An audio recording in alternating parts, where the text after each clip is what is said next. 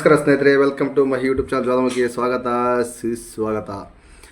ಎಲ್ಲ ಸೌಜನ್ಯ ಹೋರಾಟಗಾರರಿಗೂ ಸಾಮಾಜಿಕ ಹೋರಾಟಗಾರರಿಗೂ ಆರ್ಥಿಕವಾದ ಸ್ವಾಗತ. ನೋಡಿ ಸ್ನೇಹಿತರೆ, ಧರ್ಮಸ್ಥಳ ಸಂಘ SKDRDP ಸಂಘದ ಅವ್ಯವಹಾರದ ಬಗ್ಗೆ ಸ್ಫೋಟಕ ವರದಿ. ಸರ್ ನಮಸ್ತೆ. ನೀವು ಅದೇ ಈಗ ನೀವು ಧರ್ಮಸ್ಥಳ ಸಂಘಕ್ಕೆ ಯಾವಾಗ ಜಾಯಿನ್ ಆದ್ರಿ ಸರ್? ನೀವು ಸರ್ 2019 ಸೆಪ್ಟೆಂಬರ್ 1 ಅಲ್ಲಿ ಸರ್. ಸೆಪ್ಟೆಂಬರ್ 1. ಓಕೆ. ಹೌದು ಸರ್. ಓಕೆ, ಜಾಯಿನ್ ಆಗ್ಬೇಕಾದ್ರೆ ನಿಮಗೆ ಏನ್ ಸ್ಯಾಲ್ರಿ ಏನ್ ಮಾತಾಡಿದ್ರಿ ಸರ್? 2 ತಿಂಗಳಾದ್ಮೇಲೆ 2,500 2 ತಿಂಗಳು ಕೊಟ್ರು. ಆ ನಂತರದಲ್ಲಿ 3,000 ಕೊಟ್ರು ಸರ್. ಆ ನಂತರದಲ್ಲಿ 1.5 ವರ್ಷ ಪರ್ಮಿಟ್ ಮಾಡಿದ್ ಸರ್ ಅವರು. 3,700 ಕೊಟ್ರು. ಆಗ 1.5 ವರ್ಷ ಆದ್ಮೇಲೆ ನಾವು ಸೇವಾ ನಿರತರು ಅಂತ ಹೇಳಿ ಜಾಯಿನ್ ಆದ್ವಿ ಫಸ್ಟ್. ಆ ನಂತರದಲ್ಲಿ ಸೂಪರ್ವೈಸರ್ಸ್ ಗಳು ಅಂತ ಇರ್ತಾರಲ್ಲ ಸರ್, ಅವ್ರು ಚೇಂಜ್ ಆಗ್ತಾ ಒಬ್ರು ಅಂಡರ್ ಅಲ್ಲಿ 2 ತಿಂಗಳು ಮಾಡಿದ್ರು, ಅವರು ಚೇಂಜ್ ಆದ್ರು. ಮತ್ತೆ ಇನ್ನೊಬ್ರು ಬಂದ್ರು, ಅವರು ಚೇಂಜ್ ಆದ್ರು. ಮತ್ತೊಬ್ರು ಬಂದು 1.5 ವರ್ಷವರೆಗೆ ಬರೀ 3,000ದಲ್ಲಿ ಕೆಲಸ ಮಾಡಿದ್ದೆ ಸರ್ ನಾನು. ಬರೀ 3,000 ರೂಪಾಯಿ. 6 ತಿಂಗಳು ಇರ್ಬೇಕು ಅಂತ ಹೇಳಿ ಇರ್ತದೆ. ಇವರೆಲ್ಲ 5 ತಿಂಗಳಿಗೆ ಚೇಂಜ್ ಆಗಿ ಹೋದ್ರ. ಸೊ ನಮಗೆ ಲಾಸ್ ಆಯ್ತು. ಅವ್ರು 6 ತಿಂಗಳು, ಇವ್ರು 6 ತಿಂಗಳು, ಅವ್ರು 3 ತಿಂಗಳು ಅಂತ ನೋಡೋದ್ರಲ್ಲಿ ಬರ್ತಿ 1.5 ವರ್ಷ ಮಾಡಿದ್ರಿ ಸರ್ ಅವರು. ಓಕೆ, ಈಗ ಇದು ನಿಮ್ಗೆ ಅಲ್ಲಿ ಏನೋ ಅಪಾಯಿಂಟ್ಮೆಂಟ್ ಲೆಟರ್ ಏನಾದ್ರು ಕೊಟ್ಟಿದಾರಲ್ಲ ಸರ್? ಹಾಕಿದೀನಿ ಸರ್ ಅದನ್ನ. ಓಕೆ, ಸರಿ. ಓಕೆ, ಈಗ ಆಮೇಲೆ ಈಗ ನಿಮ್ಮ ಡ್ಯೂಟಿ ಏನಿತ್ತು ಸರ್ ಅಲ್ಲಿ? ಅಲ್ಲಿ ಸಂಘಗಳು ಮಾಡೋದು ಸರ್, ಊರುಗಳಲ್ಲಿ. ಸಂಘಗಳು ಅಂದ್ರೆ ಈಗ ಸಂಘಗಳು ಮಾಡೋದಂದ್ರೆ 5 ಜನ ಸೇರ್ಸೋದು. 5 ಜನದ್ದು ಗಂಡ್ ಮಕ್ಳ ಸಂಘ, 10 ಜನದ್ದು ಹೆಣ್ಮಕ್ಳ ಸಂಘ ಮಾಡ್ತಿದ್ವಿ ಸರ್. ಓಕೆ, ಸರಿ. ಓಕೆ, ಆಮೇಲೆ ಮತ್ತೆ ಕದ್ದು ಬಾಕಿ ವಸೂಲಾತಿ, ಸಾಲ ಕೊಡೋದು. ಮತ್ತೆ ಅಲ್ಲಿ ಅವರಲ್ಲಿ ಬೇರೆ ಬೇರೆ ಕಾರ್ಯಕ್ರಮಗಳಿದೆ ಸರ್. ಈಗ ಆರೋಗ್ಯ ರಕ್ಷದ ಬಗ್ಗೆ ಮಾಹಿತಿ, ಸಂಪೂರ್ಣ ಸುರಕ್ಷತೆ ಬಗ್ಗೆ ಮಾಹಿತಿ. ಓಕೆ. ಆಮೇಲೆ ಇದು PRK ಅಂತ ಹೇಳಿ ಪ್ರಗತಿ ರಕ್ಷಾ ಕವಚ ಅಂತ ಬರ್ತದೆ ಸರ್ ಸಾಲಕ್ಕೆ. ಅದಕ್ಕೆ ಅದರದ್ದು ಮಾಹಿತಿ ಕೊಡೋದು. ದುಡ್ಡು ಕಟ್ಟದೇ ಇರೋರಿಗೆ ವಸೂಲಾತಿ ಮಾಡೋದು. ಫುಲ್ ವಸೂಲಾತಿ ಯಾವ್ದು ರೀತಿಯಲ್ಲೂ ಬೇಕಾದ್ರೂ ಆಯ್ತು, ಒಟ್ಟು ವಸೂಲಾತಿ ಆಗ್ಲೇಬೇಕು, ಪ್ರೋಗ್ರೆಸ್ ಆಗ್ಲೇಬೇಕು ಅವ್ರದ್ದು. ಈಗ ಇನ್ನೊಂದು ಕ್ವಶನ್, ಈಗ ಸಾಲ ಕೊಡ್ತಾ ಇದ್ದೀರಲ್ಲ, ಈಗ ನಿಮ್ಮ ಮುಖಾಂತರ ಸಾಲ ಕೊಡ್ತಾ ಇದ್ರಿ ನೀವು? ಅಂದ್ರೆ ಸರ್, ಸಂಘದ ಸದಸ್ಯರಲ್ಲಿ ಅರ್ಜಿ ಬರೆದು ನಾವು ಇವರಿಗೆ ಕಳಿಸ್ತಿದ್ವಿ ಸರ್ ಫಸ್ಟ್ ಅಲ್ಲಿ. ಓಕೆ, ಯಾವ ಆಧಾರದ ಮೇಲೆ ಸಾಲ ಕೊಡ್ತಾ ಇದ್ರು? ಅಲ್ಲ, ಗ್ರೂಪ್ ಸರ್, ಸಂಘದ ಸದಸ್ಯರಿಗೋಸ್ಕರ ಸೇಮ್ ಕಾನ್ಸೆಪ್ಟ್ ಅಷ್ಟೇ. ಅದ್ರಲ್ಲಿ ಏನು ಡಾಕ್ಯುಮೆಂಟ್ಸ್ ತಗೊಳ್ಳೋದು ಅದು ಇದು ಏನಿಲ್ಲ? ಡಾಕ್ಯುಮೆಂಟ್ಸ್ ಏನ್ ತಗೊಂತಿರ್ಲಿಲ್ಲ ಸರ್. ಸಂಘದ ಸದಸ್ಯರು ಅವ್ರ ಆಧಾರ್ ಕಾರ್ಡ್ ಒಂದು ರಿಜಿಸ್ಟರ್ ಮಾಡ್ಲಿಕ್ಕೆ ಆಧಾರ್ ಕಾರ್ಡ್ ಇತ್ತಲ್ಲ ಸರ್, ಆಧಾರ್ ಕಾರ್ಡ್ ತಗೊಂಡು ಗ್ರೂಪ್ ಫಾರ್ಮೇಶನ್ ಮಾಡಿಸೋದು. ಓಕೆ. ಅದ್ರ ಮೂಲಕ ಸಾಲ ಕೊಡೋದು ಅವರಿಗೆ. ಓಕೆ. ಲೇಡೀಸ್ ಮಾತ್ರ ಅಲ್ಲ, ಜೆಂಟ್ಸ್ ಇದ್ದಾರೆ ಅದರಲ್ಲಿ? ಜೆಂಟ್ಸ್ ಕೂಡ ಇದ್ದಾರೆ ಸರ್. ಓಕೆ, ಸಂಘದಲ್ಲಿ ನಾನು ಕೇಳ್ತಾ ಇರೋದು. ಹೌದು ಸರ್, ಸಂಘದಲ್ಲಿ ಲೇಡೀಸ್ ಗ್ರೂಪ್ ಬೇರೆ, ಜೆಂಟ್ಸ್ ಗ್ರೂಪ್ಸ್ ಬೇರೆ. ಅದೇ, ಜೆಂಟ್ಸ್ ಅಂದ್ರೆ 5 ಜನ, ಲೇಡೀಸ್ ಅಂದ್ರೆ 10 ಜನ. ಅದೇ 5ರಿಂದ 8 ಜನ ಮಾಡ್ಬೇಕಂತಿದ್ವಿ ಸರ್. 5 ಜನತೆ ಮಾಡ್ತಾ ಇದ್ವಿ. ಇದರಲ್ಲಿ 10ರಿಂದ 12 ಆಗ್ಬೇಕಿತ್ತು, ನಾವು 8ರಿಂದ 10ಕ್ಕೆ ನಿಲ್ಲಿಸ್ತಾ ಇದ್ವಿ. ಓಕೆ, ನೀವು ಯಾವ ಏರಿಯಾದಲ್ಲಿ ಸರ್ ಕೆಲಸ ಮಾಡ್ತಾ ಇದ್ದಿದ್ದು? ಸರ್ ಫಸ್ಟ್ ನಾನು ಕಡೂರು ಜಿಗನಹಳ್ಳಿ.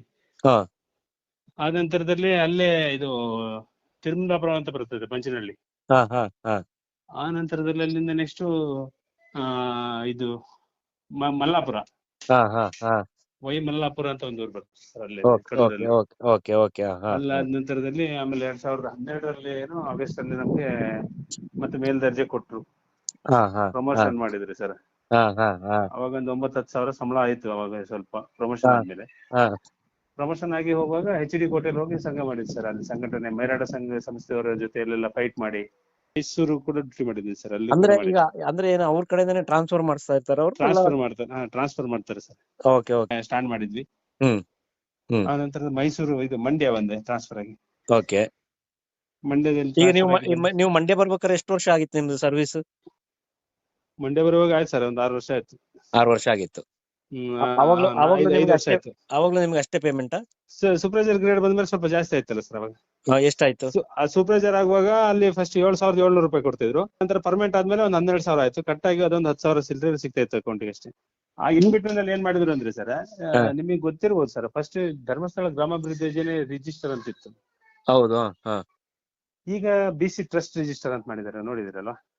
ಹಂಗೆ ಆಗಿದೆಯಾ ಈಗ? ಅಲ್ಲಿ ಏನಾಯ್ತು ಅಂದ್ರೆ ಸರ್, ಇಡೀ ಇರುವಂತ ಕಾರ್ಯಕರ್ತರು ಕೆಲವರೆಲ್ಲ ಈ ಕೆಲವೊಂದು ಟಿವಿ ನ್ಯೂಸ್ ಮತ್ತೆ ಫೇಸ್ಬುಕ್ ನ್ಯೂಸ್ ಗಳನ್ನೆಲ್ಲ ನೋಡ್ಕೊಂಡು ದೊಡ್ಡ ಮಾತಾಡ್ತಾರೆ. ಅವರಿಗೆ ಮಾನವೀಯತೆನೂ ಇಲ್ಲ ಒಂದು, ಮತ್ತೆ ಅವರಿಗೆ ಲುಚ್ಚಾಗಳು ಅಂತ ಮಾತಾಡಿದ್ರು ತಪ್ಪಾಗಲ್ಲ ಸರ್. ಯಾಕೆಂದ್ರೆ 8 ವರ್ಷ ಸರ್ವಿಸ್ ಆಯ್ತು ನಮ್ಗೆ.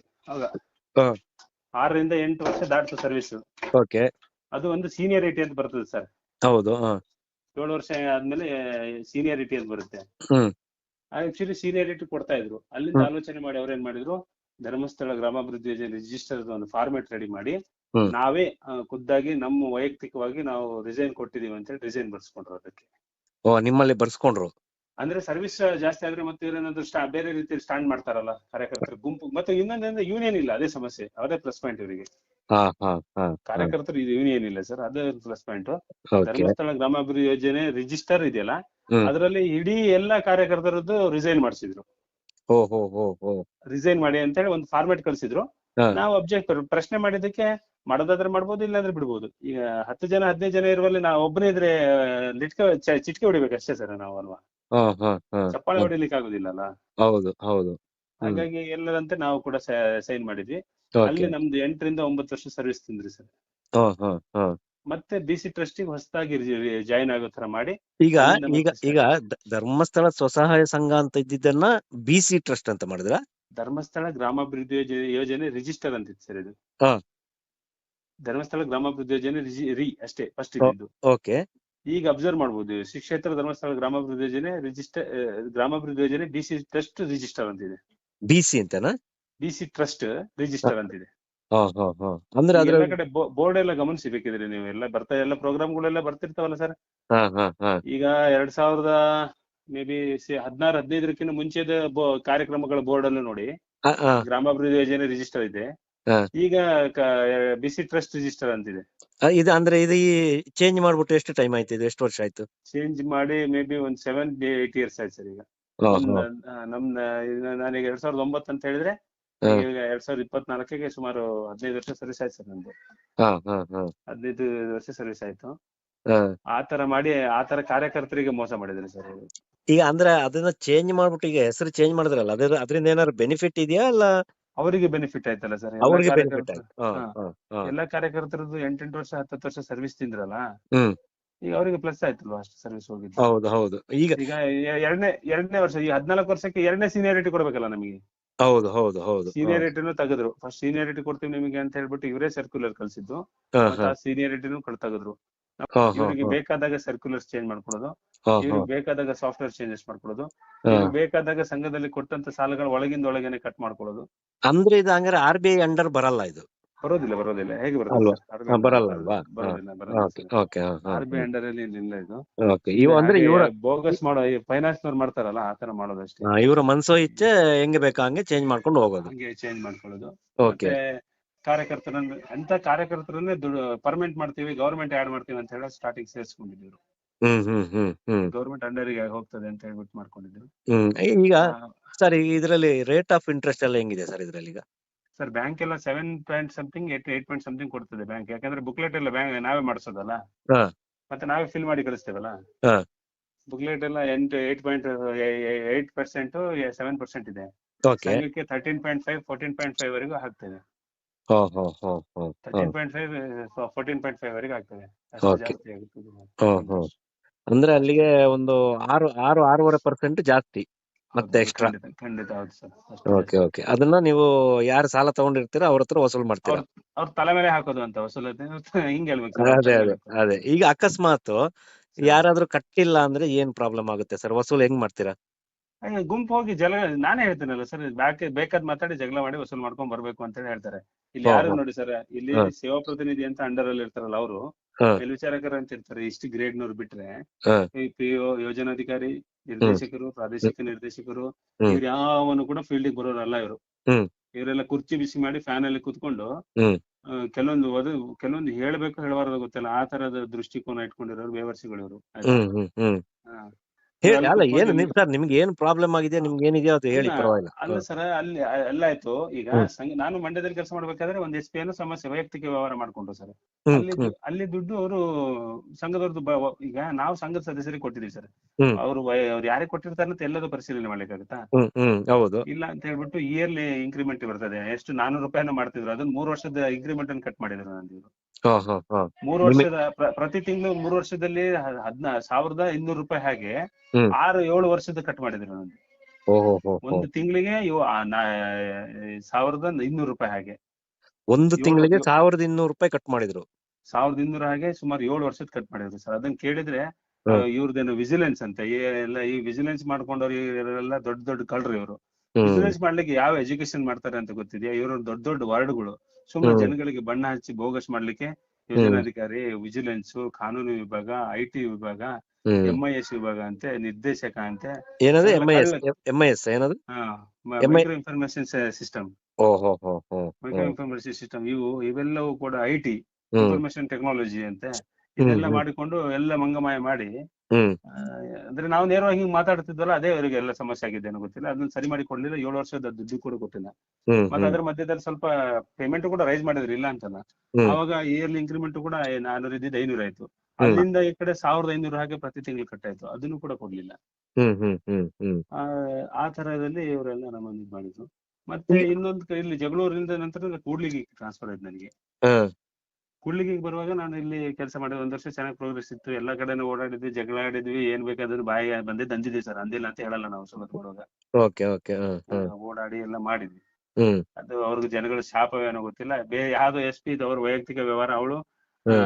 ಈಗ ನಾವು ಸಂಘದಲ್ಲಿ ಸದಸ್ಯರಿಗೆ ಈಗ ಏನ್ ಮಾಡಿದ್ದಾರೆ, DLT ಅಂದ್ರೆ ಸಂಘದವ್ರು ಬೇರೆಯವ್ರಿಗೆ ಕೊಟ್ಟಿದ್ದಾರೆ, ಅದು ಸುಳ್ಳು ಹೇಳ್ಬಾರ್ದು, SP ಫ್ರಾಡ್ ಮಾಡಬಾರ್ದು ಅಂತ ಹೇಳ್ಬಿಟ್ಟು ಹ್ಮ್. ಸದಸ್ಯರ ಅಕೌಂಟ್ಗೆ ನೇರವಾಗಿ ದುಡ್ಡು ಹಾಕಿದೀವಿ. ಹ್ಮ್. ಇದನ್ನ ಅವರು ವೈಯಕ್ತಿಕವಾಗಿ ಯಾರಿಗೆ ಕೊಟ್ಕೊಂಡಿದ್ದಾರೆ ಬಿಟ್ಕೊಂಡಿದ್ದಾರೆ, ಇದು ವಸೂಲಾತಿ ಸಂಘದವ್ರ ಜವಾಬ್ದಾರಿ ಅಲ್ವಾ? ಹ್ಮ್. ಹ್ಮ್. ಹ್ಮ್. ಇಲ್ಲ, ನಾವು ಸೂಪರ್ವೈಸರ್ ಅವರಿಗೆ ಪ್ರಚೋದನೆ ಕೊಟ್ಟು ಹ್ಮ್. ಆ SP ಮೂಲಕ ಅವ್ರಿಗೆ ಕೊಡಿ ಅಂತ ಹೇಳಿದ್ವಿ ಅಂತ ಹೇಳಿ ಇವ್ರು ನಮಗೆ ಪನಿಷ್ಮೆಂಟ್ ಮಾಡ್ಲಿಕ್ಕೆ ಬಂದ್ರು, ತುಳಿಲಿಕ್ಕೆ ಬಂದ್ರು ಸರ್ ನೇರವಾಗಿ. ಓಹೋ ಹೋ. ನಾನು ತುಳಿಸ್ಕೊಳಕ್ ರೆಡಿ ಇಲ್ಲ ಅಂತ ಹೇಳಿ ನಾನೇ ರಿಸೈನ್ ಮಾಡಿದೆ. ಅವ್ರೇನ್ ನನಗೆ ತುಳಿಲಿಕ್ಕೆ ಬರೋದು, ಹ್ಮ್. ನೀವ್ ಬೇಡ, ನಿಮ್ ಸಮಸ್ಯೆ ಬೇಡ ಅಂತ ಹೇಳ್ಬಿಟ್ಟು ನಾನೇ ರಿಸೈನ್ ಮಾಡಿದೆ.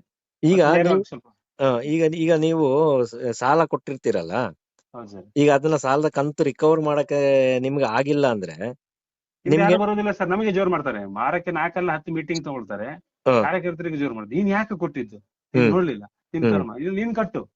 ಓಹೋ ಹೋ ಹೋ. ಈ ಬೋಳೆ ಮಕ್ಳೇನ ಇವ್ರು ಕಟ್ಟಿದ್ದಾರೆ, ಇವರೆಲ್ಲ ಹಂಗೆ ಕಟ್ಕೊಂಡೆ ಬಂದಾರ. ಹ್ಮ್. ಹ್ಮ್. ಹ್ಮ್. ಇವರಿಗೆ ಒಂದು ಹುದ್ದೆ ಅಂತೆ, ಇವರಿಗೆಲ್ಲ ಡೈರೆಕ್ಟ್ ಆಗಿ ಲೈವ್ ಅಲ್ಲಿ ಮಾತಾಡ್ಬೇಕು ಸರ್ ಅವರಿಗೆಲ್ಲ. ಹ್ಮ್. ಹ್ಮ್. ಹ್ಮ್. ಹೌದು ಹೌದು ಹೌದು ಹೌದು. ಕಿಚ್ಚು ಬರ್ತದೆ. ಇವ್ರು ಏನು ದೊಡ್ಡ IAS ಆಫೀಸರ್ಗಳ ಇವರೆಲ್ಲ. ಹ್ಮ್. ಬೋಳೆ ಮಕ್ಳಿಗೆ ಎಜುಕೇಶನ್ SLC ಅಂತ PUC ಜಾಸ್ತಿ ಅಂದ್ರೆ ಹ್ಮ್. ಇವರಿಗೆಲ್ಲ ದೊಡ್ಡ ದೊಡ್ಡ ಪೋಸ್ಟ್, ತಾಲೂಕ್ ಹೆಡ್ ಅಂತೆ, ಡಿಸ್ಟ್ರಿಕ್ಟ್ ಹೆಡ್ ಅಂತೆ. ಹ್ಮ್. ಹ್ಮ್. ಹ್ಮ್. ಈ ಬೋಳೆ ಮಕ್ಳೆಲ್ಲ ಇಲ್ಲಿ ಕುತ್ಕೊಂಡು ಕುರ್ಚಿ ಬಿಸಿ ಮಾಡೋದಷ್ಟೇ, ಹ್ಮ್. ಫೀಲ್ಡಿಗೆ ಯಾವನು ಹಿಡಿಯಲ್ಲ. ಹ್ಮ್. ಟ್ರಾನ್ಸ್ಫರ್ ಮಾಡಿಬೇಕಾದ್ರೆ ಸಮಸ್ಯೆ ಏನು ಅಂತ ಹೇಳಿ ನಂದೇ ಹೇಳ್ತೇನಲ್ಲ, ನನ್ನ ಆನ್ ಹ್ಮ್. ಸ್ಪಾಟಿಗೆ ಬಂದು ಯಾವನು ನೋಡ್ಲೇ ಇಲ್ಲ. ಹ್ಮ್. ಈಗ ಹ್ಮ್. ನಾನ್ ರಿಸೈನ್ ಕೊಟ್ಟಿದ್ದೀನಿ. 15 ವರ್ಷ ಸರ್ವಿಸ್ ಆದವನೊಬ್ಬ ಎಂತದೇ ಒಂದು ದೊಡ್ಡ ಸಂಸ್ಥೆಯಲ್ಲಿ, ಹ್ಮ್. ಈಗ ದೊಡ್ಡ ದೊಡ್ಡ ಸಂಸ್ಥೆಗಳು ಇದಾವೆ, ಕಂಪನಿಗಳು ಇದಾವೆ, ಹ್ಮ್. ಟಾಟಾ ಇರ್ಬೋದು, ರಿಲಯನ್ಸ್ ಇರ್ಬೋದು. ಯಾರಾದ್ರೂ ಒಬ್ಬ 15 ಇಯರ್ಸ್ ನಾನು ರಿಸೈನ್ ಮಾಡ್ತೇನೆ ಅಂತ ಹೇಳಿದ್ರೆ ಏನಂತ ಪರಿಶೀಲನೆ ಮಾಡೋದಿಲ್ವಾ? ಹೌದು ಹೌದು ಹೌದು ಹೌದು. ಇವ್ರು ದೊಡ್ಡ ದೊಡ್ಡ ನೇಮ್ ಮಾಡ್ಲಿಕ್ಕೆ ಹೋಗ್ತಾರಲ್ವಾ? ಹೌದು. ರಿಸೈನ್ ಕೊಟ್ಟಿದ್ದಕ್ಕೆ ನೀ ಅಲ್ಲಿದ್ದು ಸಮಸ್ಯೆ ಆಗಿತ್ತಲ್ಲ, ಅದು ವಸೂಲ್ ಮಾಡಿ ಕೊಡು, ಆಮೇಲೆ ಕೊಡ್ತೀವಿ ಅಂತ ಹೇಳಿದ್ರು. ನನ್ನ ವೈಯಕ್ತಿಕ ಸಮಸ್ಯೆ ಇದೆ, ನನಗೆ ಬೇಕು, ನನ್ನ ಮನೆ ಕಡೆ ಹೋಗ್ತೀನಿ, ನನ್ನ ಮನೆ ಕಡೆ ನೋಡ್ಕೊಳ್ಳೋದಿಲ್ಲ ಅಂತ ಹೇಳಿದ್ಮೇಲೆ ಆಮೇಲೆ ರಿಸೈನ್ ಅನ್ನು ಕೊಟ್ಟಿದ್ರು. ಅದು ಹೇಗೆ, ಕಂಡೀಷನ್ಸ್ ಅಲ್ಲಿ 2 ತಿಂಗಳು ಆದ್ಮೇಲೆ ನಿಮ್ದು EF PF ತಗೊಳ್ಬೇಕು, ಬೇಕಂದ್ರೆ ಇಂಥ ನಂಬರ್ಗೆ ಕಾಂಟ್ಯಾಕ್ಟ್ ಮಾಡ್ಬೇಕು ಅಂತ ಹೇಳ್ಬಿಟ್ಟು ಇವರು ಕಂಡೀಷನ್ಸ್ ಹಾಕ್ಬಿಟ್ಟು ನನಗೆ ಕೇಳೋದು ಇವರು. ಆಗ 15 ವರ್ಷ ಕೆಲಸ ಮಾಡಿದ ಯಾರಿಗೂ ಬೆಲೆ ಬರ್ಲಿಲ್ಲ ಅಲ್ವಾ? ಈಗ ನೀವು ಕೆಲಸ ಮಾಡುವಾಗ ಎಷ್ಟು ದಿನ ಊಟ ಮಾಡಿದೀವಿ, ಎಷ್ಟು ದಿನ ಮಂಡಕ್ಕಿ ತಿಂದು ಮಲಗಿದೀವಿ, ಎಷ್ಟು ದಿನ ತಣ್ಣೀರ್ ಕುಡಿದು ಮಲಗಿದೀವಿ, ಅದೆಲ್ಲ ಯಾರಿಗೂ ಗೊತ್ತಾಗೋದಿಲ್ಲ ಇವರಿಗೆ. 15 ವರ್ಷ ಸರ್ವಿಸ್ ಅಂದ್ರೆ ಹಂಗೆ ಕಳೀತದೆ ಸರ್, ಏನೆಲ್ಲ ಇರ್ತದೆ. ಕತ್ತಲ್ ರಾತ್ರಿಯಲ್ಲಿ ಎಷ್ಟು ತಿರುಗಿದೀವಿ, ಏನೆಲ್ಲ ಮಾಡಿದ್ರಿ ಅಂತ ಇವತ್ತಿನವರೆಗೂ ಕೂಡ ಯಾರು ಯಾಕೆ ಇದ್ ಮಾಡಿದ್ರಿ, ಯಾಕೆ ಬನ್ನಿ ಮಾತಾಡುವ ಅಂತ ಹೇಳ್ಬಿಟ್ಟು ಏನಿಲ್ಲ, ಯಾರು ವಿಚಾರಿಸೋರಿಲ್ಲ, ಮಾತಾಡ್ಸೋರು ಇಲ್ಲ, ಯಾವನು ಇಲ್ಲ ಸರ್. ಬಿಸ್ನೆಸ್ ದುಡ್ಡು, ನೀನ್ ಬರ್ತೀಯ ಬಾ, ನೀನ್ ಹೋಗ್ತಾ ಇರೋ, ನೀನ್ ಬರ್ಲಿಲ್ಲ ಇನ್ನೊಬ್ಬನ 10 ಜನ ಕಾಯ್ತಿದ್ದಾರೆ. ನಾನಾದ್ರೆ ಸೀನಿಯರ್ ಒಂದು 30-35 ಸಾವಿರ ಸಂಬಳ ಕೊಡ್ಬೇಕು, ಜೂನಿಯರ್ ಬರ್ತಾನೆ, ಅವನಿಗೆ 15-20 ಸಾವಿರ ಕೊಟ್ಟು ಅವನಿಗೊಂದು 6 ತಿಂಗಳು ವರ್ಷ ದುಡ್ಸ್ಕೊಂತಾನೆ. ಅವ್ನು ತಡ್ಕೊಳ್ಳಂಗಿದ್, ಇವ್ರು ಟಾರ್ಚರ್ ತಡ್ಕೊಳ್ಳಂಗಿದ್ರೆ ತಡ್ಕೊಂತಾರೆ, ಇಲ್ಲ ಬಿಟ್ಟು ಹೋಗ್ತಾನೆ. ಮತ್ತೆ ಲಾಭ ಅಲ್ಲ ಇನ್ನೊಬ್ಬ ಯಾವನಾದ್ರು ಬಂದು. ಈ ತಿರುಗಲ್ಲಿ ಬಿಸ್ನೆಸ್ ಬೆನಿಫಿಟ್ ಅಲ್ಲಿ ನಿಂತಿದ್ದಾರೆ. ಆದ್ರೆ ಇಷ್ಟು ವರ್ಷ ಸರ್ವಿಸ್ ಮಾಡಿದಕ್ಕೂ ಯಾವನಾದ್ರೂ ಒಬ್ರು ಸರ್, ಒಬ್ಬರಾದ್ರೂ ಬಂದು ಯಾಕೆ ಇದು ಮಾಡ್ತೀರಿ, ಮಾಡಿ ಕೆಲಸ ಮಾಡಿ, ಅದೇನ್ ಸಮಸ್ಯೆ ಬಗೆಹರಿಸೋಣ ಅಂತ ಹೇಳಿ ಒಂದು ಬೆನ್ ತಟ್ಟಿ ಕೇಳಿರಲಿಲ್ಲ. ಇಲ್ಲ ಬನ್ನಿ ಸಮಸ್ಯೆ ಪರಿಹಾರ ಮಾಡೋನಿಲ್ಲ. ಯಾರೋ ಒಬ್ಳು ಅವಳು ವೈಯಕ್ತಿಕ ವ್ಯವಹಾರಕ್ಕೋಸ್ಕರ ದುಡ್ಡು ತಗೊಂಡಿದ್ದಕ್ಕೆ ನನ್ಗೆ ಟ್ರಾನ್ಸ್ಫರ್ ಮಾಡಿ ಪನಿಷ್ಮೆಂಟ್ ಮಾಡ್ಲಿಕ್ಕೂ ಬಂದ್ರು. ನಾನು ಪನಿಷ್ಮೆಂಟ್ ಅಲ್ಲಿ ತಗೊಳ್ಳೋಣ, ರಿಸೈನ್ ಮಾಡ್ತೀನಿ, ತಲೆನೇ ಕೆಡಿಸ್ಕೊಳ್ಳೋಣ ಅಂತ ಹೇಳಿ ಬಿಟ್ಟು ಈಗ ಕೂಲಂಕುಷವಾಗಿ ಪರಿಶೀಲನೆ ಮಾಡೋದಿಲ್ಲ ಸರ್ ಇವರು, ಅಲ್ಲಿ ಏನಾಗಿದೆ ಎಂತಾಗಿದೆ ಅಂತ. ಟ್ರಾನ್ಸ್ಫರ್ ಲೆಟರ್ಗೆ ಸೈನ್ ಹಾಕ್ಲಿಕ್ಕೆ ಆಗುತ್ತೆ, ಇಲ್ಲ ಈಗ ಈ ಕಡೆ ಆ ಕಡೆ ಭಾಗದವ್ರದ್ದು ಮಾತಾಡಿದ್ರೆ ನಂಬಿಕೆ ಅಲ್ಲ, ನಾವೆಲ್ಲ ಸುಳ್ರಲ್ಲ ಇಲ್ಲಿ. ಹಂಗಾಗಿ ಅವ್ರ ಮಾತು ಅವ್ರು ಏನ್ ಎಂದಿದ್ರು ಅದು ವೇದವಾಕ್ಯ ಆಯ್ತು. ನೇರವಾಗಿ ಕೂರ್ಸ್ಬಿಟ್ಟು ಅವರು ನೀವು ಈಗ ಹಿಂಗ್ ಹೇಳ್ತಾರೆ, ಆರೋಪ ಮಾಡ್ತಾರೆ, ಏನಂತೀರಪ್ಪ ಅಂತ ಹೇಳ್ಬಿಟ್ಟು ಉತ್ತರ ಕೊಡೋರಿಲ್ಲ. ಪ್ರಶ್ನೆ ಕೇಳೋರಿಲ್ಲ, ಉತ್ತರ ಕೇಳೋರಿಲ್ಲ, ಮುಖತಃ ಮಾತಾಡೋರಿಲ್ಲ. ಅವ್ರು ಹೇಳಿದ್ದೆ ವೇದವಾಕ್ಯ, ಅದಕ್ಕೆ ಸೈನ್ ಹಾಕಿ ಮಾಡಿ ಟ್ರಾನ್ಸ್ಫರ್. ಇವನಿಗೆ ಇವ್ರಿಗೆ ಬೇಕಾದದ್ದು ಹೆಣ್ಣು ಮಕ್ಳನ್ನ ಹಾಕೊಳ್ಳೋದು ಹತ್ತಿರಕ್ಕೆ, ಇವ್ರಿಗೆ ಅನುಕೂಲಕ್ಕೆ. ಇಂತ ಹಲ್ಕ ಕೆಲಸ ಮಾಡೋದು ಇವ್ರನ್ನ. ಈಗ ಈಗ ನೀವು ರಿಸೈನ್ ಮಾಡಿ ಎಷ್ಟು ಟೈಮ್ ಆಯ್ತು ಸರ್ ಈಗ? ಸರ್ ನಂದು ರಿಸೈನ್ 6 ತಿಂಗಳಿಂದಲೇ ಕೊಟ್ಟಿದ್ದೆ ನಾನು. ಅದನ್ನು ಪೆಂಡಿಂಗ್ ಇಟ್ಕೊಂಡು ಲಾಸ್ಟ್ ಮಂತ್ ನನಗೆ ಕನ್ಸಿಡರ್ ಮಾಡಿ ಕಳಿಸಿದೆ ಸರ್. ಓಕೆ, ಈಗ ನಿಮ್ಗೆ ಇನ್ನ ಅಮೌಂಟ್ ಬರೋದಿದೆ ಈಗ? 2024 ಫೆಬ್ರವರಿ ತಿಂಗಳಿಗೆ ಕನ್ಸಿಡರ್ ಮಾಡಿ ಕಳಿಸಿದ್ದಾರೆ. ಅದು ಕೂಡ ನಿಮಗೆ ಕಳಿಸಿದ್ದಾರೆ. ಅಂದ್ರೆ ಹೋದ್ ತಿಂಗಳು, ಈಗ ಮಾರ್ಚ್. ಹೌದೌದು ಸರ್, ಹೋದ್ ತಿಂಗಳಲ್ಲಿ. ನಿಮ್ಗೆ ಈಗ ಅಲ್ಲಿಂದ ಅಮೌಂಟ್ ಬರೋದು ಎಷ್ಟಿದೆ? ಏನೇನು ಕೊಟ್ಟಿಲ್ಲ ಸರ್. ಗ್ರಾಜ್ಯುಟಿ ಅಮೌಂಟ್ ಹಾಗೆ ಇದೆ, PF ಅಮೌಂಟ್ ಕೂಡ ಹಾಗೆ ಇದೆ ಸರ್. ಇದು ಯಾವ ಬೇಸಲ್ಲಿ ಕ್ಯಾಲ್ಕುಲೇಷನ್ ಹಾಕ್ತಾರೋ ಗೊತ್ತಿಲ್ಲ ಸರ್. ಜನರಲ್ ಬೇಸಿಸ್ ಸರ್ ಒಂದು 5 ರಿಂದ 8 ಲಕ್ಷ ಬರ್ಬೋದು ಅಂತ ಅನ್ಕೊಂಡಿದ್ದೆ ನಾನು. 5 ರಿಂದ 8 ಲಕ್ಷ ನಿಮಗೆ ಬರ್ಬೇಕು ಈಗ. ಆದ್ರೆ ಅಲ್ಲಿ ಸರ್ವಿಸ್ ತಿಂದ್ರಲ್ಲ ಸರ್ 7 ವರ್ಷದ್ದು. ಅಲ್ಲಿ ಏನು ಅದು ನಾಮ ಅದು. ಇನ್ನು ಇವ್ರ ಲೆಕ್ಕಾಚಾರದಲ್ಲಿ ಇನ್ನೆಷ್ಟು ಕೊಡ್ಬೇಕಂತಿದ್ದಾರೋ ಗೊತ್ತಿಲ್ಲ. ಇವರಿಗೆ ಕೇಳ್ಬೇಕಷ್ಟೇ. ಇವ್ರು ಕೊಟ್ಟದ್ದು ನಾವು ಇಸ್ಕೊಂಡ್ಬೇಕಷ್ಟೇ ಸರ್. ನಾವು ಪ್ರಶ್ನೆ ಮಾಡಂಗಿಲ್ಲ ಇವರಿಗೆ. ಅಲ್ಲ ಸರ್, ಏನ್ ಈ ರೀತಿ ಬಡವರ ರಕ್ತ ಇರೋದಂದ್ರೆ ಈ ರೀತಿ? ಬಡವರ ರಕ್ತ ಅಲ್ಲ ಸರ್, ಕಾರ್ಯಕರ್ತರನ್ನು ರಕ್ತ ಇರೋದು. ಎಲ್ಲಾ ಕಾರ್ಯಕರ್ತರಿಗೆ ಗೊತ್ತಿದೆ ಸರ್. ನಾನು ಹೇಳ್ತೇನಲ್ಲ, ಇವ್ರಿಗೆ ಕೊಡೋ ಚಿತ್ರಹಿಂಸೆಗಳು, ಟಾರ್ಚರ್ಗಳು ಎಲ್ಲ ಗೊತ್ತಿದೆ. ಹೇಳ್ತಿದ್ದೀನಿ, ಅವ್ರು ಹೇಳ್ಕೊಂತೀರ ಅಷ್ಟೇ ವ್ಯತ್ಯಾಸ. ಆತ್ಮಸಾಕ್ಷಿಯಾಗಿ ಅವ್ರು ಏನಾದ್ರು ಪ್ರಾಮಾಣಿಕರು ಇದಾರೆ ಅಂತ ಹೇಳಿದ್ರೆ ಓಪನ್ ಆಗಿ ಹೇಳೋದಾದ್ರೆ ಹೇಳ್ತಾರೆ. ಯಾಕಂದ್ರೆ ಇವನೇನಿಲ್ಲಲ್ಲ, ಯಾವನು ಮಾತಾಡೋನಿಲ್ಲಲ್ಲ, ಮಾತಾಡೋದನ್ನ ತುಳಿತಾನೆ. ಆ ತರದಲ್ಲಿ ಈ ತರ ನಾನು ಈಗ ಮಾತಾಡಿದ್ರೆ ಈ ತರ ಮಾತಾಡಿ ಕೇಸ್ ಹಾಕಿರೋರ್ನ ತುಳಿದು ತೆಗ್ದದ್ದಾಯ್ತು ಸುಮಾರು ಜನನ. ಸುಮಾರು ಇವ್ರ ವಿರುದ್ಧ ನಿಂತ ಕಾರ್ಯಕರ್ತರನ್ನೇ ತೆಗೆದ್ರು ಸರ್, ಇಲ್ಲ ಅಂತಲ್ಲ. ಸುಮಾರು ಕಾರ್ಯಕರ್ತರನ್ನು ಕೂಡ ಹಾಗೆ ಬಿಟ್ಟು ಹೋಗಿದ್ದಾರೆ. ಈಗ ಅದೇ ಈಗ ನಿಮ್ ಜೊತೆ ಅದೇ ಕೆಲಸ ಮಾಡ್ತಾರಲ್ಲ, ಈಗ ಅದೇ ನೀವ್ ಹೇಳ್ದಂಗೆ ಕಾರ್ಯಕರ್ತರೆಲ್ಲ ಇರ್ತಾರಲ್ಲ, ಈಗ ಈ ವಿಚಾರಕ್ಕೆ ಅವರು ಇದು ಅವ್ರ ಅಭಿಪ್ರಾಯ ಏನಾದ್ರು ಹೇಳ್ತಾರ? ಅವ್ರು ಹೆಂಗೆ ಅವ್ರಂತ ಕಳ್ರ ಅಂತ ನೇರವಾಗಿ ಹೇಳ್ತೀನಿ ಸರ್. ನಮ್ಮೆದ್ರಿಗೆ ಚೆನ್ನಾಗಿ ಕೇಳ್ತಾರೆ, ಹೌದೌದು ಅಂತ ಹೇಳ್ತಾರೆ. ಆಮೇಲೆ ಅವ್ರ ಹತ್ರ ಬೇಡ ಬೇಸ್ಕೋಬೇಕಲ್ಲ ಸರ್. ಅನಿಲ್ ಹಿಂಗ್ ಮಾತಾಡ್ತಿದ್ದ ಅಂತ ಹೇಳ್ಬಿಟ್ಟು ಅವ್ರ ಹತ್ರ ಬೇಡ ಬೇಸ್ಕೊಂಡು ಒಳ್ಳೆಯರಾಗ್ಬಿಡ್ತಾರೆ. ಚಾಡಿ ಹೇಳೋರಲ್ಲ ಅವ್ರು ಒಳ್ಳೆಯವರಿಗೆ. ಅಲ್ಲಿ ಹೋಗಿ ಬಕೆಟ್ ಹಿಡಿತಾರೆ. ಬಕೆಟ್ ಹಿಡಿಯೋ ಬೋಳಿ ಮಕ್ಳು ಸರ್ ಅವರೆಲ್ಲ. ಬಕೆಟ್ ಹಿಡಿಯೋ ಬೋಳಿ ಮಕ್ಳು ಅಂತ ಹೇಳ್ಬೇಕು ಅವ್ರಿಗೆ. ಅವ್ರು ಬದುಕ್ಲಿಕ್ಕೋಸ್ಕರ ಬಕೆಟ್ ಹಿಡಿಯೋದು ನಮ್ ನೇರ ಸರ್. ನಾನು ಫಸ್ಟ್ ಇಂದಲೂ ಹಂಗೇನೆ, ಈಗಲಿಂದಲೂ ಹಂಗೇನೆ. ಅಲ್ಲ ಸರ್, ಈಗ ಇದೆಲ್ಲ ಒಂದು ರೀತಿ ಗುಂಡಾಗಿರಿ ಅಂತ ಅನ್ಸಲ್ವಾ ಸರ್? ಇದನ್ನೆಲ್ಲ ಮಾಡ್ತಾರೆ, ಎಲ್ಲ ಗುಂಡಾಗಿರಿನೂ ಕೂಡ ಮಾಡ್ತಾರೆ ಸರ್ ಅವರು. ಗಂಡಗಿರಿಗೆ ಏನ್ ಸಮಸ್ಯೆ ಇಲ್ಲ, ಗುಂಡಗಿರಿಗೂ ಮಾಡ್ಲಿಕ್ಕೆ ರೆಡಿ ಇದ್ದಾರೆ. ಆಮೇಲೆ ಟಾರ್ಗೆಟ್ ಮಾಡೋದು, ನೀ ವಸೂಲಾತಿಗೆ ಆಗ್ಲಿಲ್ಲ, ನೀವ್ ಬನ್ನಿ ಸರ್ ಮಾಡೋಣ ಅಂತ ಹೇಳಿದ್ರೆ ಆಮೇಲೆ ಅವನಿಗೆ ಟಾರ್ಗೆಟ್ ಮಾಡೋದು ಪ್ರತಿಯೊಂದು ವಿಷಯದಲ್ಲಿ. ಒಂದಿಗೆ ಹಿಂಗೆ ಮತ್ತೆ ಇಲ್ಲಿಂದ ನಮ್ಮ ಮೇಲ್ ಆಫೀಸರ್ಗೆ ಅವ್ರ ಕಡೆಯಿಂದ ಕಿರಿಕಿರಿ ಮಾಡಿಸೋದು. ನಾವು ಒಟ್ಟಿಗೆ ಇವ್ರ ಬಗೆಟ್ ಹಿಡಿಬೇಕು, ಇವ್ರ ವಿರುದ್ಧ ಏನು ಮಾತಾಡಬಾರದು. ಯಾವಂತ ತಡ್ಕೊಂತಾನೆ ಸರ್ ಪ್ರಪಂಚ. ಈಗ ಅಲ್ಲೊಂದ್ 10,000 ಜನ ಕಾರ್ಯಕರ್ತರು ಕೆಲಸ ಮಾಡಬಹುದು.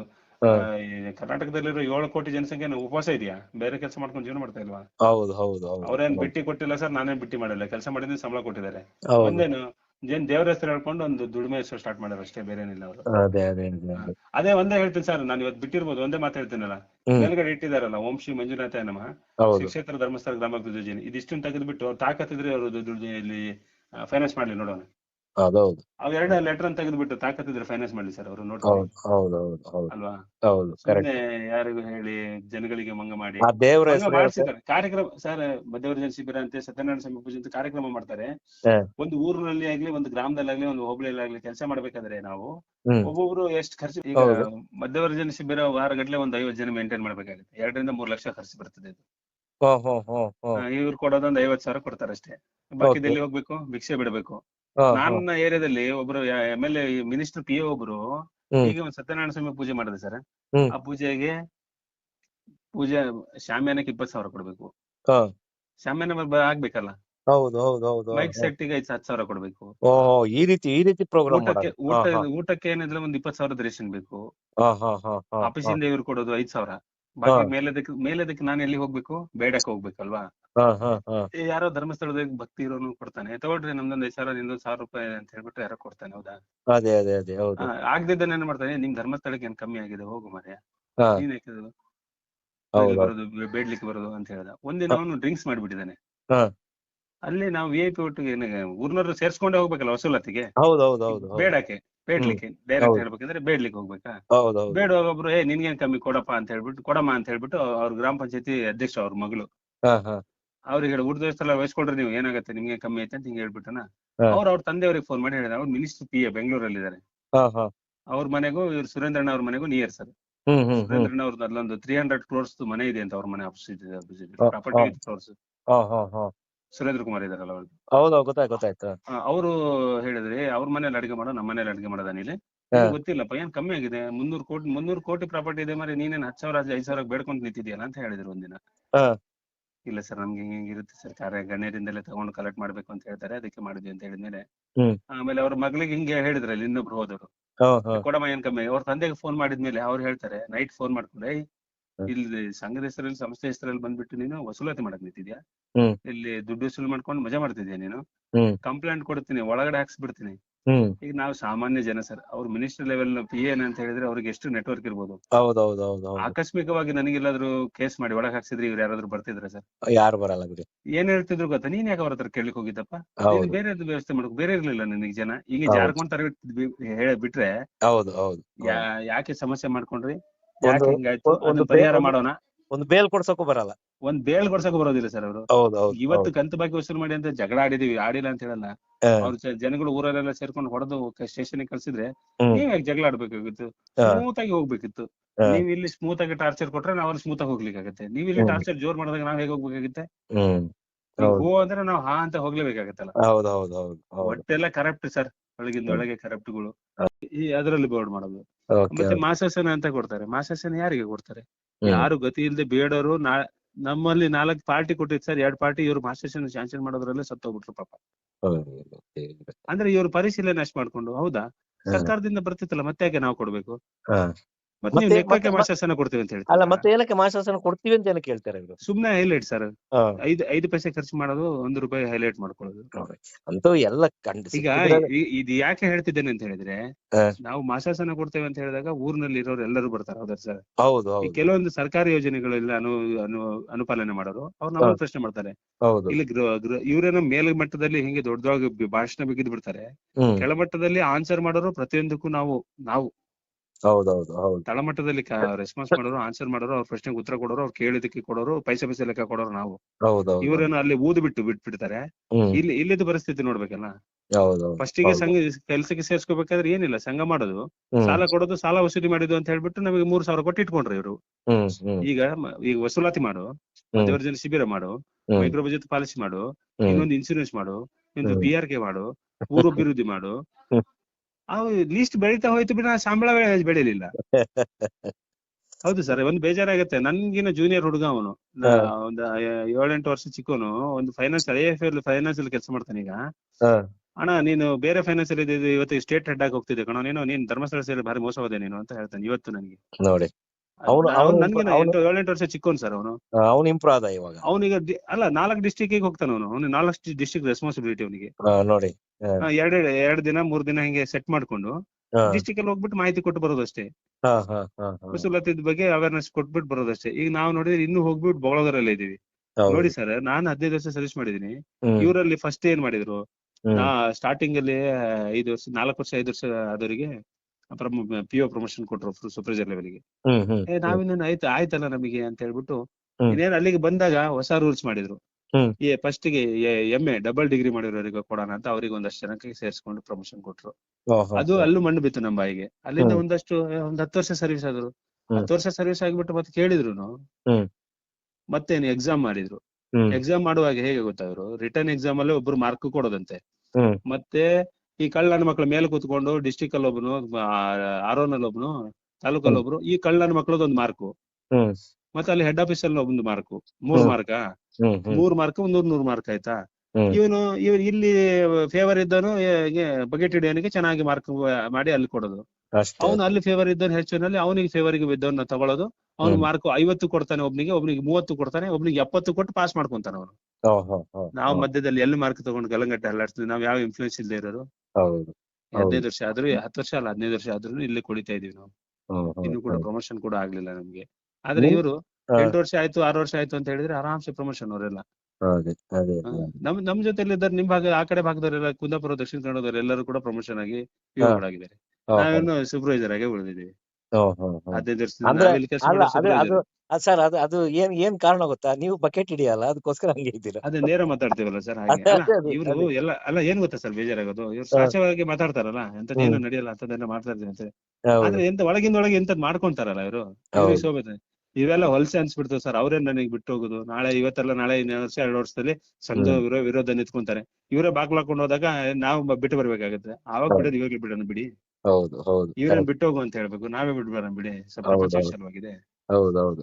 ನಿಮ್ಗೆ ಅಲ್ಲಿ ವರ್ಕಿಂಗ್ ಟೈಮಿಂಗ್ಸ್ ಎಲ್ಲ ಏನಿತ್ತು ಸರ್? ಬೆಳಗ್ಗೆ ಟೈಮಿಂಗ್ಸ್ ಎಂತದಿಲ್ಲ ಸರ್, ಹೇಳ್ತೀನಲ್ಲ, ಫೋನ್ ಸ್ಟಾರ್ಟ್ ಆಯ್ತಂದ್ರೆ ಡೈಲಿ 10ರಿಂದ 15 ಗ್ರೂಪ್, 24x7 ಆನ್ ಇರ್ಬೇಕು. ರೆಸ್ಪಾನ್ಸ್ ಮಾಡ್ಲಿಲ್ಲ ಅಂದ್ರೆ ಸತ್ತಿದ್ರ ಬದುಕಿದ್ರ ಇವೆಲ್ಲ ಬರ್ತದೆ. ವಾಟ್ಸ್ಆಪ್ ಗ್ರೂಪ್ ಮಾಡ್ಕೊಂಡು ಇವರೆಲ್ಲ ದುಡಿಸೋದು ಹ್ಮ್ ನೋಡಿದೀರಿ ಎಲ್ಲಾದ್ರು ಆನ್ಲೈನ್ ಅಲ್ಲಿ ದುಡಿವೆ. ಹೌದು ಹೌದು ಇವರಿಗೆ ಲೊಕೇಶನ್ ಹಾಕ್ಬೇಕು, ಹ್ಮ್ ಲೊಕೇಶನ್ ಹಾಕ್ಬೇಕು, ಕೆಲಸ ಮಾಡ್ಬೇಕು. ಈ ತರ ಯಾರಾದ್ರೂ ದುಡಿಸ್ತಾರ ಸರ್? ಹೌದು ಹೌದು ಲೇಬರ್ ರೂಲ್ಸ್, ಲೇಬರ್ ಆಕ್ಟ್ ಅಲ್ಲಿ ಇದೆಲ್ಲ ಇದೆ ಸರ್. ಹೌದೌದು ಹೌದು. ಒಂದು ಈಗ ಯೋಚನೆ ಮಾಡ್ಬೇಕಲ್ಲ ಸರ್. ಈಗ ನಾನು ಒಂದು ಕ್ವಶನ್ ಕೇಳೋದು, ದಯವಿಟ್ಟು ಬೇಜಾರು ಮಾಡ್ಕೋಬೇಡಿ. ಹೇಳಿ ಸರ್. ಈಗ ನಿಮಗೆ ಏನು ಬರೋಕೆ ಒಂದು ಅಮೌಂಟ್ ಅಂತ ಇದೆ ಅಲ್ವಾ, ಹಾ ಸರ್. ಅದು ಬರುತ್ತೆ ಅನ್ನೋ ಒಂದು ನಿಮ್ಗೆ ಇದೆಯಾ, ಭರವಸೆ ಇದೆಯಾ ಸರ್ ನಿಮ್ಗೆ? 7 ವರ್ಷದಿಂದ ಹಿಡ್ಕೊಂಡಿರೋ ಅಮೌಂಟ್ ಕೊಟ್ಟಿಲ್ಲ ಸರ್. ಇದು ಕೂಡ ಕೊಡ್ತಾರೆ ಇಲ್ಲೋ ಗೊತ್ತಿಲ್ಲ ಸರ್. ಇದು ಏನು ಮೇಲ್ಮಟ್ಟಕ್ಕೆ ಒಂದು ಕಾಣ್ಲಿ ಅಂತ ಹೇಳ್ಬಿಟ್ಟು ಒಂದು ಲೆಟರ್ ಕೊಟ್ಟಿದ್ದಾರೆ ಅಷ್ಟೇ. ಒಂದ್ 2 ತಿಂಗಳ ನಂತರ ಕಾಂಟ್ಯಾಕ್ಟ್ ಮಾಡಿರ್ತೀವಿ. ಆಮೇಲೆ ನಾನು ಕೇಳ್ಬೇಕಾದ್ರೆ ಅವ್ರು ಖಂಡಿತ ನನಗೆ ಪ್ರಶ್ನೆ ಮಾಡ್ತಾರೆ, ನಿಂದ ಅಲ್ಲೇ ರಿಕವರಿ ಆಗ್ಲಿಲ್ಲ ಸರ್. 15 ವರ್ಷ ಸರ್ವಿಸ್ ಮಾಡ್ಬೇಕಾದ್ರೆ ನೀವೊಂದ್ ಸ್ವಲ್ಪ ಸರ್ವಿಸ್ ಮಾಡಿದಿರಿ ಅನ್ಕೊಳ್ಳಿ. ಹೌದು. ಅಷ್ಟು ಜನದಲ್ಲಿ ಎಷ್ಟು ಗ್ರಾಮ ತಿರುಗ್ತೀನಿ ಹೇಳಿದ್ನಲ್ಲ ನಾನು. ಚಿತ್ರಕೂಟ ಆಯ್ತು, ಮಂಡ್ಯ ಆಯ್ತು, ಜಗಳೂರು ಆಯ್ತು, ಕೂಡ್ಲಿಗೆ ಆಯ್ತು. ಯಾವ್ದಾದ್ರು ಒಂದ್ ಸಂಘದಲ್ಲಿ ಎಡವಟ್ ಮಾಡೋದಿಲ್ಲ ಸರ್. ಏನೋ ಸಣ್ಣ ಪುಟ್ಟ ಹಾಗೆ ಆಗುತ್ತೆ ಸರ್, ಏನ್ ಮಾಡಕ್ ಹಾಗೆ ಆಗುತ್ತೆ ಸರ್. ಅದು ನಮ್ ತಲೆ ಕಟ್ಟೋದು. ಈಗ ಯಾವನೋ ಒಬ್ಬ ಕಟ್ಟಲ್ಲಪ್ಪ, ಲೋನ್ ತಗೋತಾನೆ, ಕಟ್ಟಲ್ಲ, ಎಲ್ಲೋ ಊರ್ ಬಿಟ್ಟು ಓಡೋಗ್ಬಿಡ್ತಾನೆ, ಅದನ್ನ ನಿಮ್ ತಲೆ ಮೇಲೆ ಹಾಕಿದ್ರೆ ಹೆಂಗಾಗುತ್ತೆ? ಅದೇ ನಾನು ಹೇಳೋದು, ಇವ್ರು ಕಾರ್ಯಕರ್ತರಂತ ಉಳ್ಕೊಂಡಿರ್ತಾರಲ್ವಾ, ಇವ್ರು ಕೆಲಸ ಅಂತ ಮಾಡ್ತಿರ್ತಾರಲ್ಲ, ಈ ಗೋಳಿ ಮಕ್ಳು ಸಂಬಳ ತಗೊಳ್ತಿರ್ತಾರಲ್ಲ, ಇವ್ರು ಗಂಡು ಮಕ್ಳಲ್ವಾ, ಅವ್ರ ಹತ್ರ ವಸೂಲ್ ಮಾಡ್ಲಿಕ್ಕೆ ಆಗಲಿಲ್ವಾ? ಹೌದು. ಅದೇ ನಾನು ಹೋಗಿರೋ ಕಡೆ ನೋಡಿ ಸರ್, ನಾನು ಹೋಗಿರೋ ಕಡೆ ಒಬ್ರ ಮೇಲೂ ಕಂಪ್ಲೇಂಟ್ ಮಾಡಿಲ್ಲ. ನನ್ನ ಜವಾಬ್ದಾರಿ, ನನ್ನ ಡ್ಯೂಟಿ ಅಂತ ನಾನು ವಸೂಲ್ ಮಾಡಿದೀನಿ. ಹಾಗೆ ಮಾಡ್ಕೋಬೇಕಲ್ಲ. ಈ ಗೋಳಿ ಮಕ್ಳು ಬದುಕ್ಲಿಕ್ಕೋಸ್ಕರ ಅವ್ನ್ ಹಂಗೆ ಮಾಡ್ದ, ಇವ್ನ್ ಹಿಂಗೆ ಮಾಡ್ದ, ಈ ಆಕೆ ಹಿಂಗ್ ಮಾಡಿಲ್ಲ, ಈಕೆ ಹಿಂಗ್ ಮಾಡಿದ್ರು ಅಂತ ಹೇಳ್ಬಿಟ್ಟು ಕತೆ ಕಟ್ಕೊಂತಾರಲ್ಲ. ಇವ್ರೇನು ಅಲ್ಲಿ ಹುಣಸೆಹಣ್ಣು ನೆಕ್ಲಿಕ್ಕಿದ್ದಾರ? ಇವ್ರ ಕೈಲಿ ಗಂಡಸ್ತಾನೆ ಇಲ್ವಾ ವಸೂಲ್ ಮಾಡ್ಲಿಕ್ಕೆ? ಹೌದು ಹೌದು ಹೌದು. ನೀನ್ ಡೌಟ್ ಇದೆ ಸರ್, ಅವ್ರು ದುಡ್ಡು ಕೊಡ್ತಾರೆ ಅನ್ನೋ ಭರವಸೆನೂ ಏನಿಲ್ಲ, ಆ ಲೆಕ್ಕದಲ್ಲೇ ಇದಾರೆ ಅವರು. ಅಂದ್ರೆ ಅದ್ರಲ್ಲೇ ವೇಟಿಂಗ್ ಅಲ್ಲಿ ಇದೀನಿ. ನೋಡೋಣ, ನೆಕ್ಸ್ಟ್ ಮಂತ್ ಕಾಲ್ ಮಾಡಿ ನೋಡ್ತೇನೆ, ಮತ್ತೆ ನಾನು ಹೇಳ್ತೇನೆ ಸರ್ ಏನ್ ಅಂದ್ರು ಅಂತಾನು ಕೂಡ ಹೇಳ್ತೇನೆ ನಾನು. ಕಾರ್ಯಕರ್ತರ ಕಗ್ಗೋಲೆ ನಡೀತಿದ್ರು ಕೆಲವರು ಪರಿಸ್ಥಿತಿ ಒತ್ತಡ ಸರ್. ಈಗ ಫ್ಯಾಮಿಲಿ ಇರ್ತಾರೆ, ನಮ್ಗೇನೋ ದೇವ್ರು ಕೊಟ್ಟದೇನು ಸರ್, ಇಲ್ಲ ಅಂತ ಹೇಳಲ್ಲ. ಆದ್ರೆ ಈಗ ಮಕ್ಳ ಎಜುಕೇಶನ್ ಸಡನ್ ಟ್ರಾನ್ಸ್ಫರ್ ಮಾಡಿದ್ರೆ ಒಂದು ಏರಿಯಾದಲ್ಲಿ ಹೋಗಿ ಸೆಟ್ ಆಗಿರ್ತೀವಿ, 1-2 ವರ್ಷ 3 ವರ್ಷ ಎಜುಕೇಶನ್ ಇರ್ತದೆ. ಆ ಏರಿಯಾದಲ್ಲಿ ಸೆಟ್ ಆದ್ರೆ ತಕ್ಷಣ ನಾವು 1 ವರ್ಷಕ್ಕೆ ತೆಗೆದ್ರೆ ನಾವು ಬೇರೆ ಕಡೆ ಹೋದ್ರೆ ಅವ್ರ ಎಜುಕೇಶನ್ ಭವಿಷ್ಯ ಏನು? ಒಂದು ಕಾಮನ್ ಸೆನ್ಸ್ ಇದೆ, ಯೋಚನೆ ಮಾಡೋ ಯೋಗ್ಯತೆ ಇದೆ ಅವರಿಗೆ. ಹೌದೌದು ಸರ್. ಈಗ ಇನ್ನೊಂದು, ಈಗ ಆಲ್ಮೋಸ್ಟ್ ಈ ಸೌಜನ್ಯ ಪ್ರಕರಣದಿಂದಾಗಿ ಈಗ ಎಲ್ಲಾ ಕಡೆ ತುಂಬಾ ಕಡೆ ಗಲಾಟೆ ನಡೀತಾ ಇದೆ. ಹೌದು ಸರ್. ಸಂಘದವ್ರು ಎಲ್ಲಾ ಸಾಲ ತಗೊಂಡವರೆಲ್ಲ ನಾವು ಕಟ್ಟಲ್ಲ, ಸೌಜನ್ಯ ನ್ಯಾಯ ಸಿಕ್ಕಿದ್ಮೇಲೆ ಕಟ್ತೀವಿ ಅಂತ ಹೇಳ್ತಾರೆ. ಈಗ ಈ ರೀತಿ ಇದ್ದಾಗ ಈಗ ಕಾರ್ಯಕರ್ತರ ಪಾಡು ಏನ್ ಸರ್ ಹಾಗಾದ್ರೆ? ಅಲ್ಲ, ಈಗ ಕಾರ್ಯಕರ್ತರು ಅದಕ್ಕೆಲ್ಲ ಅದೊಂದು ಎಕ್ಸ್ಟ್ರಾ ಪ್ರೋಗ್ರಾಮ್ ಸರ್. ಈಗ ಲೀಸ್ಟ್ ಹೇಳಿದ್ನಲ್ಲ ಆಗ್ಲೇ, ಕಾರ್ಯಕ್ರಮಗಳು ಹೆಂಗೆ ಸೇರ್ಕೊಳ್ತದೆ ಅಂತ ಹೇಳಿ. ಅದ್ರಲ್ಲಿ ಇದನ್ನೊಂದು ಅವೇರ್ನೆಸ್ ಕೊಡ್ತಾರೆ. ಮತ್ತೊಂದು ವಿಷಯ ಮರೆತೆ ನೋಡಿ ಸರ್, ಮೊನ್ನೆ ಸೌಜನ್ಯ ಪ್ರಕರಣದಲ್ಲಿ ಧರ್ಮಯಾತ್ರೆ ಅಂತ ಒಂದ್ ಮಾಡಿದ್ರು, ಕೇಳಿರ್ಬೋದು ನೀವು. ಧರ್ಮ ಸಂರಕ್ಷಣಾ ಯಾತ್ರೆ. ಹೌದು, ಸಂರಕ್ಷಣಾ ಯಾತ್ರೆ. ಯಾರು ಹೋಗಿದ್ದು ಧರ್ಮ ಸಂರಕ್ಷಣಾ ಯಾತ್ರೆಗೆ? ಯಾರು? ನಿಮ್ಮ ಪ್ರಕಾರ ಯಾರು ಬಂದಿದ್ದು? ಇಲ್ಲ, ನನಗೆ ಗೊತ್ತಿಲ್ಲ ಸರ್, ಅದ್ರ ಬಗ್ಗೆ ಮಾಹಿತಿ ಇಲ್ಲ ನನಗೆ, ನಿಜವಾಗ್ಲೂ ಮಾಹಿತಿ ಇಲ್ಲ ಅಲ್ವಾ? ಕಾರ್ಯಕರ್ತರು ಹಾಕೊಂಡಿದ್ದು ಕೆಂಪು ಪೇಟ ಕಟ್ಕೊಂಡು ಕಾರ್ಯಕರ್ತರು ಬಂದು, ಬೇರೆ ಯಾರು ಇಲ್ಲ. ಬಸ್ ಮಾಡಿಕೊಂಡು ಅಲ್ಲಿಂದ ಬರೀ ಸಂಘದ ಕಾರ್ಯಕರ್ತರಷ್ಟೇ ಸರ್. ನಾವು ದುಡಿತಿದ್ದಾರಲ್ಲ, ಸೇವಾ ಪ್ರತಿನಿಧಿಗಳು, ಮೇಲ್ವಿಚಾರಕರು ಅಂತ ಏನಿದೀವಲ್ಲ, ನಾವೇ ಬೋಳಿ ಮಕ್ಳು ಬಂದಿದ್ದು. ಸುಳ್ಳು ಹೇಳಬಾರ್ದು, ನಿಜ ಹೇಳ್ಬೇಕಂದ್ರೆ. ಹೌದಾ? ಎಷ್ಟು ಅದು ಆಗ್ಲೇ ಒಂದು 2 ವಾರ 3 ಸಾರಿ ಆಗಿ ಆಮೇಲೆ ನಿಂತೋಯ್ತಲ್ಲ ಸರ್ ಅದು? ಅದೇ ಆವಾಗಲಿಲ್ಲ, ಸ್ಟಾಪ್ ಆಗಿದ್ದು. ಹೌದು. ಎಲ್ಲರಿಗೂ ಎಷ್ಟೆಂತ ಇಲ್ಲಿ ಪ್ರೋಗ್ರೆಸ್ ಬಿದ್ದೋಗುತ್ತಲ್ಲ ಅಲ್ಲೆಲ್ಲ ಹೋದ್ರೆ ನಾವು. ಹೌದು. ಸಂಘದವ್ರು ಯಾಕೆ ಹುಚ್ಚ ಅವರಿಗೆ ಬರ್ಲಿಕ್ಕೆ? ಹೌದು. ಯಾರೋ ತಲೆ ಕೆಟ್ಟವ್ರು ಒಂದಿಬ್ರು ಮಾತಾಡಿರ್ಬೋದು ಅಷ್ಟೇ. ಅಲ್ದವ್ರ ಮನೆ ಬಾಗ್ಲಿಗೆ ವಸೂಲಾತಿ ಬಂದಾರೆ ಅಂತ ಹೇಳ್ಬಿಟ್ಟು ಒಂದು ವಯಸ್ಸು ಹುಡುಗಿ ಸುಸೈಡ್ ಮಾಡ್ಕೊಂತಾರೆ. ಹೌದು. ಸರ್, ಇದಕ್ಕೆಲ್ಲ ಏನ್ ಕಡಿವಾಣನೇ ಇಲ್ವಾ ಸರ್ ಹಂಗಾರೆ, ಏನ್ ನಿಮ್ ಪ್ರಕಾರ? ಪವರ್ಫುಲ್ ಇದಾರಲ್ಲ ಸರ್, ನಮ್ಮ ಹತ್ರ ಏನಿಲ್ಲ ಸರ್. ನಾವು ಸಾಮಾನ್ಯ ಜನ ಅಲ್ಲ ಸರ್. ಅವ್ರ ಹತ್ರ ಎಲ್ಲಾ ರೀತಿ ಪವರ್ ಇದೆ. ದೇವಬಲ, ಹಣಬಲ, ಜನಬಲ. ಆದ್ರೂ ಒಂದಲ್ಲ ಒಂದ್ ದಿವ್ಸ ಸರ್, ಏನೇ ಆದ್ರೂನು ಒಂದಲ್ಲ ಒಂದ್ ದಿವ್ಸ ಜನ ಅಕಸ್ಮಾತ್ ತಿರುಗಿ ಬಿದ್ದಿರು ಅಂದ್ರೆ ಈಗ ಪ್ರಾರಂಭ ಆಗಿದೆಲ್ಲ ಸರ್. ಅದೇ. ಓಕೆ ಸರ್, ತುಂಬಾ ಒಳ್ಳೆ ಮಾಹಿತಿಗಳನ್ನ ಕೊಟ್ಟಿದ್ದೀರಾ ಸರ್. ಏನಿದ್ರೆ ಇನ್ಫಾರ್ಮೇಶನ್ ಫೋನ್ ಮಾಡಿ ಸರ್, ನಾನು ಕೊಡ್ತೇನೆ. ಇಲ್ಲ, ನಾನು ಮಾಡ್ತೀನಿ, ಟಚ್ ಅಲ್ಲಿ ಇರ್ತೀನಿ. ಆಮೇಲೆ ಇದು ನಾನು ಒಂದೇ ಬೇಡ್ಕೊಳ್ಳೋದು ಸರ್, ನಿಮ್ಗೆ ಏನು ಬ್ಯಾಲೆನ್ಸ್ ಇದೆಯೋ ಅದು ಆದಷ್ಟು ಬೇಗ ನಿಮ್ಗೆ ಕೈ ಸೇರ್ಲಿ ಅಂತ ನಾನು ಬೇಡ್ಕೊತೀನಿ ದೇವ್ರ ಹತ್ರ. ಸರ್, ಒಂದ್ ಸತ್ಯ ಹೇಳ್ದಂಗೆ ಹೇಳಿ ಸರ್, ನಾನು ಮನುಷ್ಯನ ನನ್ನ ಪರಿಜ್ಞಾನ ಬಿಟ್ಟು ದುಡ್ದೋನೆ ಅಂತ ಹೇಳ್ತೇನೆ. ನಾಳೆ ಇಲ್ಲಿ ಇವ್ರ ಹತ್ರ ಇದ್ದು ದುಡಿಯೋವರೆಗೂ, ವಸೂಲಾತಿ ಮಾಡೋವರೆಗೂ ಬೆಲೆ. ಅದೇ ಇಲ್ಲಿ ಬಿಟ್ಟವಾ ನಾಳೆ ನಾವು ನಾಯಿಗಿಂದ ಕಡೆ, ಆ ರೀತಿ ಮಾಡ್ತಾರೆ ಇವರು. ಸರ್, ದೇವ್ರಿದ್ದಾನೆ ಸರ್, ಏನ್ ತೊಂದ್ರೆ ಇಲ್ಲ. ಹೌದು ಸರ್, ದೇವ್ರಿದ್ದಾನೆ. ಹೇಳ್ತೇನಲ್ಲ ಸರ್, ಈಗ ನಾನು ಹೊರಗಡೆ ಇದ್ದೀನಿ, ಇಲ್ಲೇ ಇದೀನಿ, ಊರಿಗೆ ಹೋಗ್ಲಿಲ್ಲ, ಒಂದ್ ಚಿಕ್ಕ ಅಂಗಡಿ ಹಾಕಿದೀನಿ. ದೇವ್ರು ನಮ್ ಕಡೆ ಇದ್ದಾನೆ ಸರ್, ನಾವು ನ್ಯಾಯವಾಗಿದ್ದೀವಿ ಅನ್ನೋದಕ್ಕೆ ಒಂದು ಉದಾಹರಣೆ, ನಡೆಸ್ತಿದ್ದಾನೆ ಅಂತ. ನಾವು ನಂಬಿರೋ ದೇವರು ನಮಗ್ ನಡೆಸ್ತಿದ್ದಾನೆ, ಯಾವುದೇ ಕಾರಣಕ್ಕೂ ನಮಗ್ ಕೈ ಬಿಡೋದಿಲ್ಲ ಸರ್. ನಾವು ನ್ಯಾಯ ಮಾರ್ಗದಲ್ಲಿ ಇದ್ರೆ ಹೌದು ಹೌದು ಇವ್ರ ಕರೆಕ್ಟ್. ತರ ಅನ್ಯಾಯ ಮಾರ್ಗದಲ್ಲಿದ್ದು ಅದೆಲ್ಲ ಬೈದು ಅನ್ಸ್ಕೊಂಡು ಎಲ್ಲ ಬೇಡ ಬಿಡಿ ಸರ್. ಹೌದು ಹಿಂಗೆ ಹೌದು ಚೆನ್ನಾಗಿದೆ ಹೌದು ಹೌದು ಹೌದು ಹೌದು ಅಲ್ವಾ? Okay sir, thank you sir. Okay thank you sir. Okay thank you sir. Okay thank you sir, okay thank you. Okay okay. ಅದಕ್ಕೋಸ್ಕರ ಹೇಳ್ತಕ್ಕಂಥದ್ದು, ಯಾವುದೇ ಕಾರಣಕ್ಕೂ ₹1 ದುಡ್ಡು ಕಟ್ಟಬೇಡಿ. ಅವರಿಗೆ ತಮ್ಮ ತಾಕತ್ತು ಇದ್ದರೆ ಕೇಸ್ ಹಾಕಲಿ, ಕೋರ್ಟಿಗೆ ಹೋಗಿ ಕಟ್ಟೋಣ. ಸಾಲ ಇದ್ದರೆ ಮಾತ್ರ, ಇಲ್ಲಾಂದರೆ ಕಟ್ಟೋದು ಬೇಡ. ಇವರು ಬೂಕಳೆ ಮಾತುಗಳಿಗೆ ನೀವು ಬೆರಗಾಗಿ ಏನಾದರೂ ಕಟ್ಟಿದ್ರೆ ನಿಮಗೆ 3 ನಾಮ ಹಿಂಗೆ ಬೀಳಲ್ಲ ಹಿಂಗೆ ಬೀಳ್ತಾವೆ ಅಂತ ಹೇಳ್ತಾ ಈ ವಿಡಿಯೋ ನಿಮಗೆ ಮುಗಿಸೋಣ. ನಮಸ್ಕಾರ.